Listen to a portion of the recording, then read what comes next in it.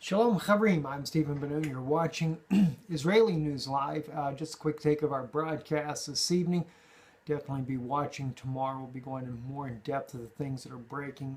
But as of right now, many of you are already aware that North Korea has test fired yet another ballistic missile. This time a solid fuel ballistic missile, intercontinental ballistic missile. Now, they're downplaying this much in the media. This source, of course, is a South Korean source about this, saying that it has only a range of 500 kilometers. But the last test that they did, the missile actually went over 1,000 kilometers up into the atmosphere. And I think that's kind of interesting that this keeps being downplayed in Western media, that the fact that North Korea is becoming more and more successful of reaching targets much further away than what they're wanting the world to believe. But again, they downplay this once again, that it's not that big of an issue. But of course, everybody knows U.S. and other allied countries are wanting to take down North Korea because of the threat they pose, especially that of Japan, the military bases there, which Japan definitely does not need another nuclear strike at all, by no means, to hit this country here as much as devastating as the one the United States did years ago. Moving on, also in another news clip here I wanted to share with you. This is Murad Gazdiev of RT News, and this particular video here, I want you to be able to hear this. Thought I had my speakers in on this, but I didn't. But I want you to be able to hear this, because this is where Murad is talking about the sanctions that have put on Syria, especially sanctions of cancer-saving drugs that they do not allow. They make it a crime if you were to give medication to the children there of Syria, or for the Syrian government to help save the lives of children. Watch what Murad brings out on this. This is 3-year-old Wafa. She had eye cancer. They could have treated it, but Western sanctions made getting the medicine impossible.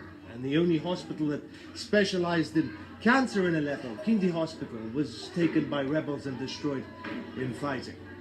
They had to amputate her eye, but she's fine now. She lived.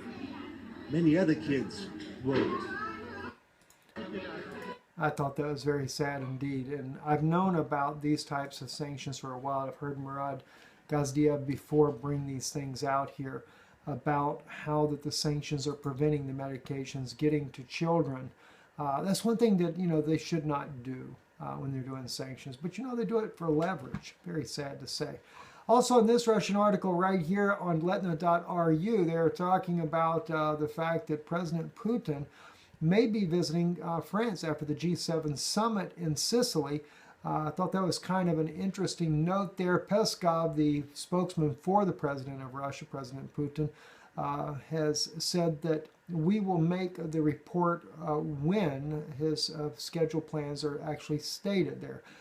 The article here in Letna is quoting another article saying that Putin will visit there, that he did greet the Macron, the new elected president of France there, and they had both conversed back and forth, and yet it's been unpublicized thus far, but supposedly there is a trip being planned right after the G7 summit meeting there, and President Putin will be meeting with Macron. We'll have to wait and see how that plays out. Not really sure myself on that, but anyway, we'll be updating more things tomorrow on Israeli News Live. If you get a chance, jump over to Danun Institute. We did a special message there that'll be airing here in just a little bit. If you don't get it before you get this message here, Danun Institute on YouTube. On that channel there, we did a special broadcast today about overcoming demons, evil spirits. Might be something that might interest you. You might find interesting. Trust it'll be a blessing for you as well. And we'll be announcing here in about a week now. We'll be announcing, or actually less than a week, be announcing our debut, Israeli News Live's debut on satellite television in America. I'll be giving you the details, how you can watch for the first time Israeli News Live on television. It'll also air on YouTube on this channel here as well after it has come out on national television across America. I'm Stephen Ben-Un. You're watching Israeli News Live. Erev Tov.